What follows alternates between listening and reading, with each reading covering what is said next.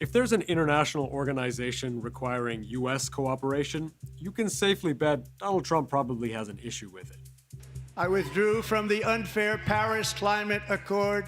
I withdrew from the corrupt World Health Organization.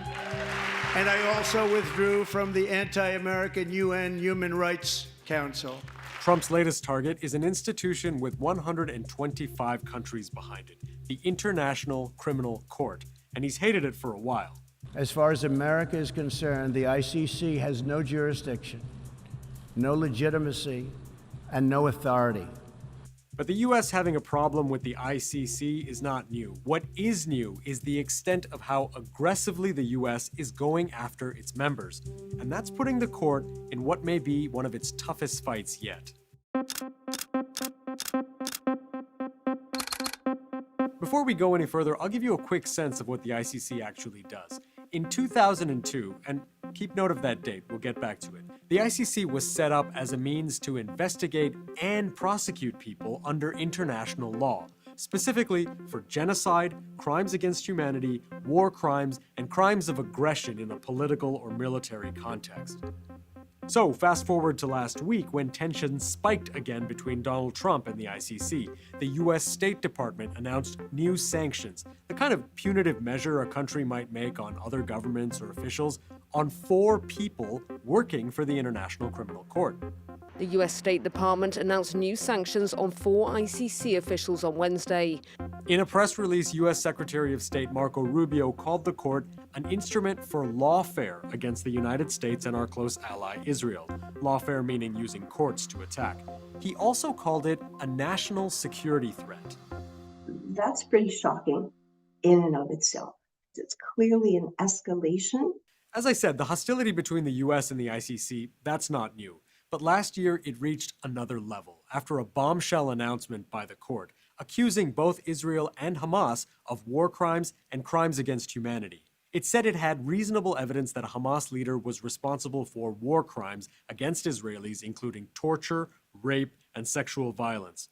But at the same time, it accused Israeli officials, including Benjamin Netanyahu and his defense minister at the time, of war crimes in the campaign against Hamas in Gaza, including starvation, murder, and persecution. Israel, I think, in a way, is the kind of ultimate step. It's the most controversial step that the court has taken in terms of issuing arrest warrants against Israeli leaders. Seeing this as a national security threat, the Trump administration hit back with more than just criticism. Donald Trump has denounced the International Criminal Court.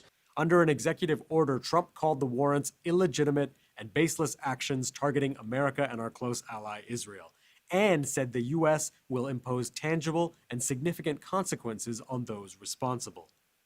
Those sanctions have been designed to try to stop officials, both prosecutors and judges, who have sworn oaths, judicial oaths and prosecutorial oaths, to do their job without fear or favor. They are essentially being pressured not to do their job. And its job in recent years has been to investigate something the U.S. has never wanted it to look at.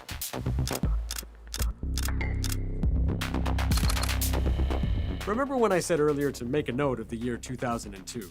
An important step was taken today toward establishing an international criminal court, the world's first permanent body to try people for war crimes. When the ICC was launched, it was also a time of war for the U.S.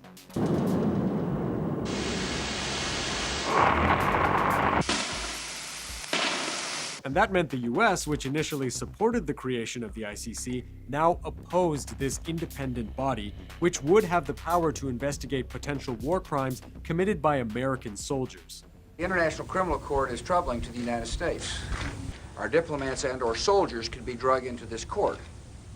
And that's very troubling to me. The U.S. rejected the International Criminal Court from the word go. That wasn't just the Trump administration. And one of the groups who could be liable for prosecution in Afghanistan is potentially U.S. citizens because of the actions that were carried out as part of the war on terror. And since then, we've seen really a kind of up and down relationship between the U.S. and the ICC, where some administrations have really fundamentally challenged the legitimacy of the court. Keyword some administrations, because while the US right now is vehemently opposed to the ICC, saying it should not meddle in Israel's affairs, when it comes to other nations over the years, not so much. Now, the International Criminal Court, in its first major case, will begin an investigation focusing on the individuals who, it says, bear the greatest criminal responsibility for the crimes of Darfur.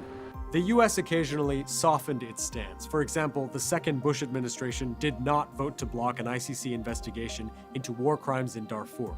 And later, the Obama administration even supported the ICC looking into crimes in Libya in 2011. And there was this pragmatic compromise with the court where the US was prepared to work with it, where it was in the US's interests, rather than just standing against it as a matter of principle. And more recently, a big one when the ICC issued an arrest warrant for Vladimir Putin for alleged war crimes in Ukraine.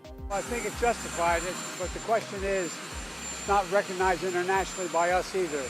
But I think it makes a very strong point. Certain administrations had been more willing, if you will, to use the tool of the ICC in a way that advances what they think are important global goals. So, when the ICC has focused on the crimes of nations other than the US and its allies, fair to say the US has been largely on board.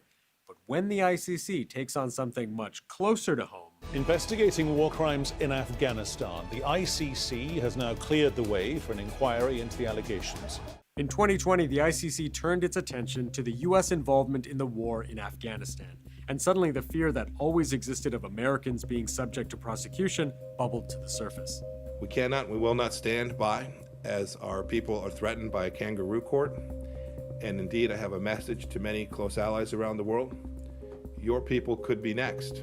That messaging critics see as a double standard in international law. The US willing to shape it, but rejecting being bound by it.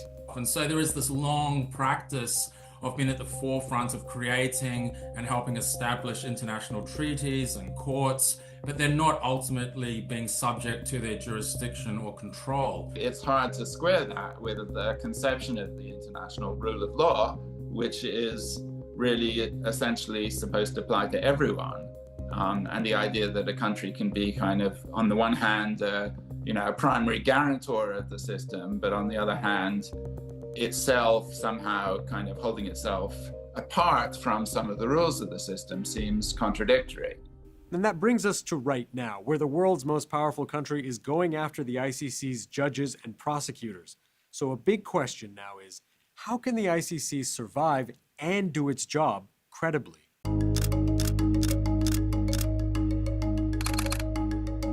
Today, the Congolese warlord Thomas Lubanga was convicted by the International Criminal Court of recruiting and deploying child soldiers. In the 2 decades since the International Criminal Court was set up, it's had a few successful prosecutions, largely from African countries. And some saw that focus on these nations as a way of establishing early legitimacy. There have been times, I think, when the prosecutors have more or less taken the view that the best way to get the court up and running is not to kind of challenge the great powers. But its mandate is far broader, and critics noticed. There was this long criticism of the ICC that all of its major investigations were all on the African continent in different countries. And so there was the sense that it was an extension of colonial politics through other means, that Western countries were using the ICC to extend this colonial control through the court. So the new path to legitimacy meant going wider, pursuing alleged war crimes and collecting evidence from other parts of the world, including Western nations. So the Afghanistan investigation became quite important because it encompassed all crimes committed in Afghan's territory, including those committed by CIA and other American personnel. There has always been this fear that perhaps it could extend higher to more senior leadership in the United States, potentially all the way up to the president. And that's a big risk, one that goes beyond sanctions. The war in Afghanistan involved more than just the US, so investigating it may influence other countries' support of the ICC. And looking at that February executive order again, it says that the US expects our allies to oppose any ICC actions against it. But for a court set up to get justice for the world's most serious crimes, choosing not to pursue more powerful nations could change its role in international law from substantial to just symbolic.